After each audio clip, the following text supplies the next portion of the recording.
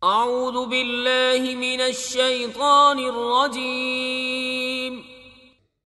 بسم الله وروح فيها بإذن ربهم من كل أمر سلام هي حتى مطلع الفجر. Ayon sa pagkakasabi, sinabi ng dakilang tagapaglikha, sa ngalan ng Allah, ang pinakamahabagin, ang napakamawain, at ganap na mapagmahal. Katiyakan, ibinaba namin ang Quran sa gabi ng Qadar, na ito ay gabi ng karangalan, na ito ay sa buwan ng Ramadan.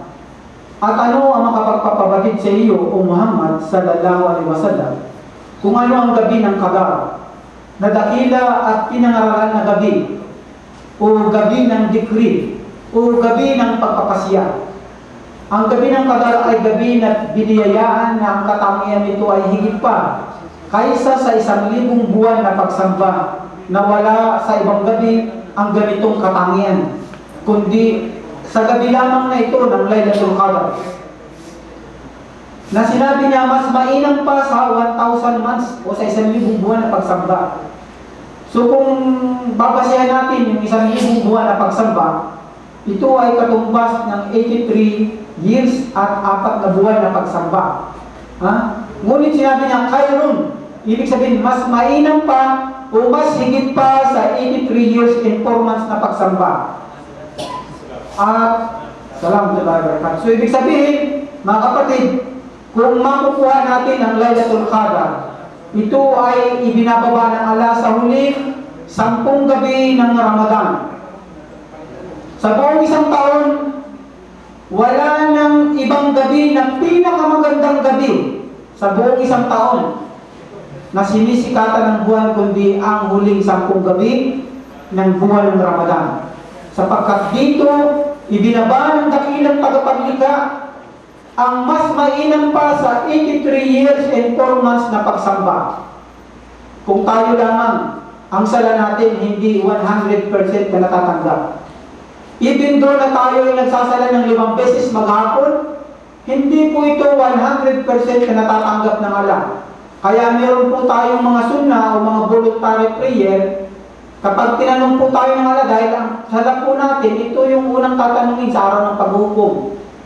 So kapag depekto po ang ating obligadong sala, ay sinasabi ng Allah, O anghel, tingnan mo nga ang kanyang voluntary prayer at para itatakip natin sa mga nasira niyang sala. Ano itong mga nasira niyang sala? Yung iba pa ay sinasabing nananakaw ang sala. Bakit nananakaw ang sala? Ano ang katangian ng magnanakaw ng sala? Kapag siya ay nagpatira pa, ay parang yung ulo ay napasok. Kalalapat pa lang, bumangon na. Kayuhin pa lang yung ruko, kayuhin pa lang, babangon na. Ito raw ang katangian ng mga taong nagnanakaw ng sala. Minabadali niya para siya napapasok sa kanyang pagpatira pa at sa kanyang pagruko o pagyuko. Yan po ang katangian ng taong nagnanakaw ng sala. At ang pinaka-worst o pinakamasamang magnanakaw ay ang magnanakaw ng sala. Sapagkat pati kaharian mo, kayamanan ng kaharian mo sa kabilang buhay ay kukuhanin niya.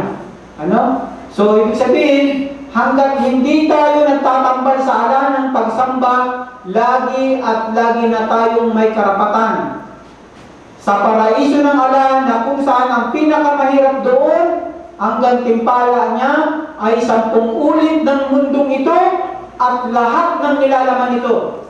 Biro mo, ang buhangin doon ay katumbas ng brilyante. Ang tapak mo na magagawa mo sa iyong paraiso na isang tapak ay mas higit pa sa mundong ito at nilalaman ito. So, subhanallah. So, kaya napakalaking gantimpala ang matatanggap natin sa Allah subhanahu wa ta'ala, lalo na ito na tinatawag nating gabi ng kapasiyahan, ang Laylatul Qadar. Kaya aabangan po natin to. Magtitiis po tayo ng huling 10 gabi ng pag-aabang At ang sala natin na tinatawag natin na tarawih ay magiging 4 na lang. At ang natitirang 4 ay isasala sa 2:30 ng madaling araw o 2 o'clock. At saka isasala ang witr. Ano ang witr? Ito po ay compose ng 3 rakaah. Ang una pong babasahin sa unang rakaah ay Al-Fatiha at Surah Al-Ala. At ang pangalawa po ay Surah Al-Fatiha at ang Surah Al-Kafirun. At ang pinakanghuli po, yung last, ay yung Surah Al-Fatiha uli at ang Al-Ikhlas. Yan po ang compose ng tinatawag nating witr. No? So, hindi pa, bukas pa, inshallah.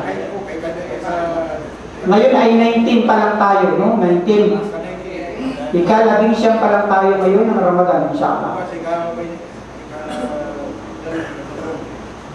So, sa gabi na ito ng Laylatul Qadr, mapapansin nyo na banayad ang hangin.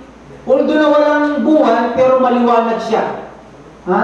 Ito ang mararanasan nyo. At magaan ang iyong pakiramdam.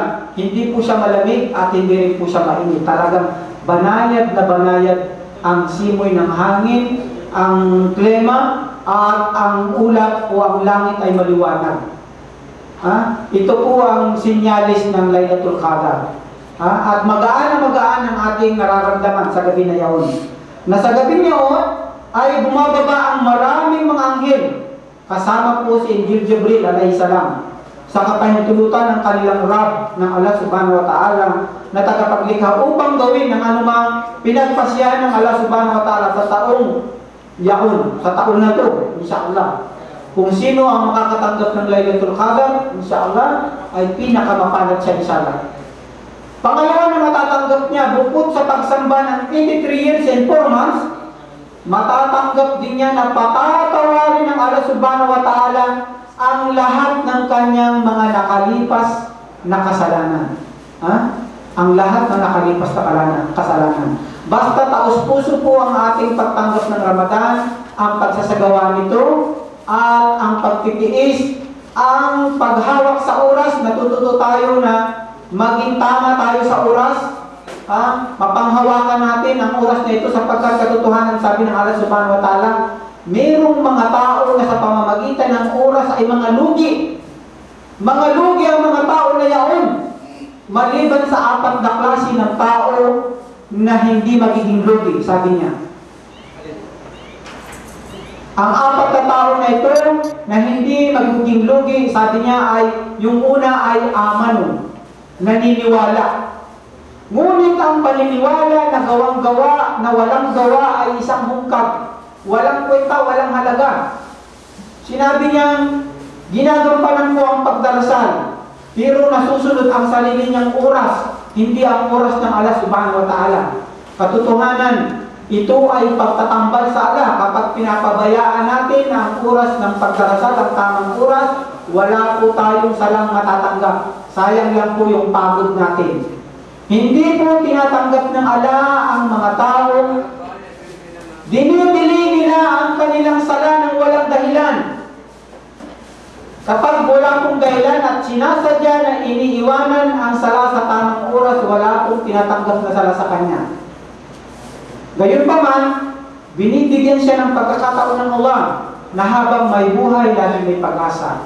At kung babawian ng buhay, sabi ng Propeta Muhammad sallallahu alaihi wasallam at sinabi niya ng Allah subhanahu wa ta'ala, man kala la ilaha illallah akhiru, sa huling yugto ng kanyang hininga ay papasok siya sa paraiso ng walang pagsusuli. Paano mo sasabihin sa huling yugto ng iyong hininga ang la ilaha illallah kung pinapabayaan mo iyong sala? Pag ulo mo, ito'y mababanggit mo na. Mag-uumpisa ka sa bismillah at tatapusin mo sa syahada. Asyhadu an la ilaha illallah wa asyhadu anna Muhammadar Rasulullah. So bakit paulit-ulit po natin itong sabihin na kalimatul syahada? Sapagkat sa huling yugto ng ating hininga, kung hindi natin ito nakagawian, ay hindi po natin magagawa. Yung nakagawian po natin, yung po ang masasambit natin sa huling yugto ng ating hininga. Katulad po ng kapatid natin last 7 years ago, na sinasabi sa kanya, Kul, la ilaha illallah. Sabihin mo, brother, mag la ilaha illallah ka dahil Agaw buhay ka na. Anong sinabi niya? Pakisindi mo nga ako ng isang stick na sigarilyo. Biro mo, mamamatay na siya, sigarilyo pa rin ang request niya. Ha? Dahil ito ang kinabalian niya. Hindi niya nakabalian yung la ilaha illallah. Ang nakabalian niya ay magsindi ng sigarilyo. Biro mo? Subhanallah.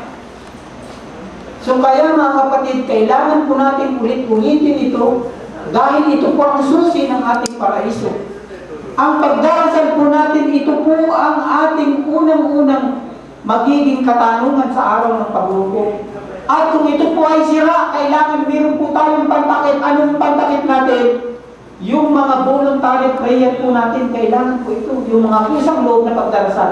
At ang kusang loob na pagdarasal, kailangan po gagawin natin ito sa ating bahay. Sabi ng Propeta Muhammad SAW, huwag nyo naman gawing libingan ng inyong bahay.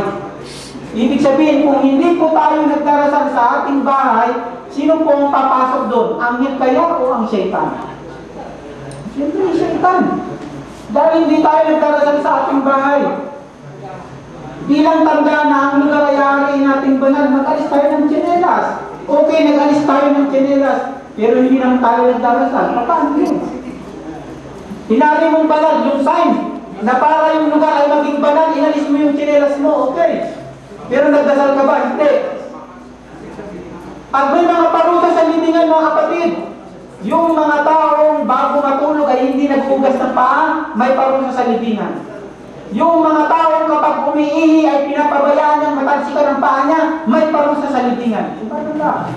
Tinuturuan tayo ng tinatawag na cleanliness at hygiene sa Islam. Subalit ang pagpapabaya, katotohanan, bibigyan ng karapatang parusa ng Allah Subhanahu wa Ta'ala sa libingan pala.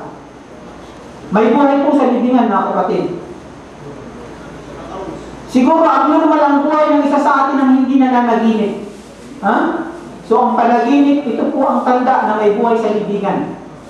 Ito po ang semi-dead. Ha? Ito po ang bahagi na tayo ay nasa peak, na tayo ay namamatay kapag tayo po natutulog. Ha? So huwag nating hayaan na ang ating mabubuting gawa kapag tayo natutulog ay kinukuha ng iba. Ano pong ibig sabihin nito? Kapag tayo po ay nakikipagkwentuhan sa mga kapatid, yung kasalanan at mga kasiraan ng kapatid natin ay sinasabi natin sa kanila, naninira tayo ng suri. So ito pong ganitong mga ugali ay kinukuha ang kanyang mabuting gawa kapag siya ay natutulog. Binabawasan ang mabuting gawa niya.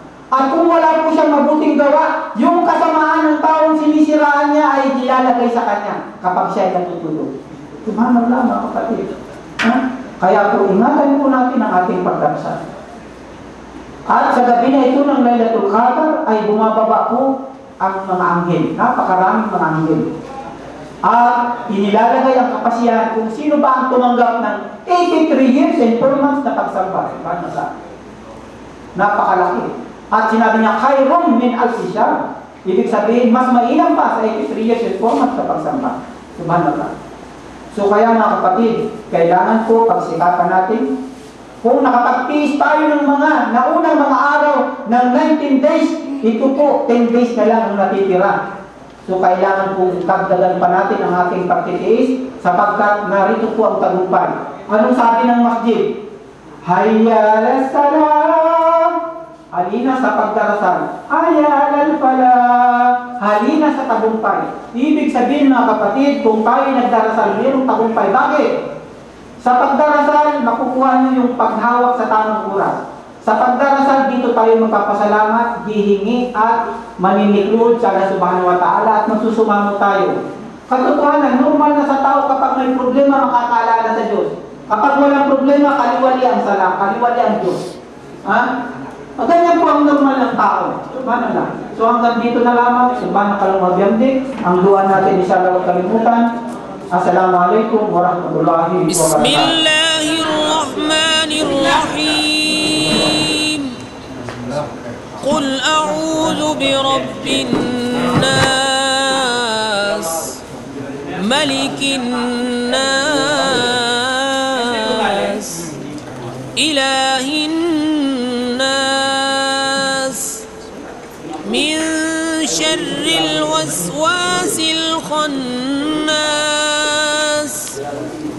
الذي يوسوس في صدور الناس من الجنة والناس.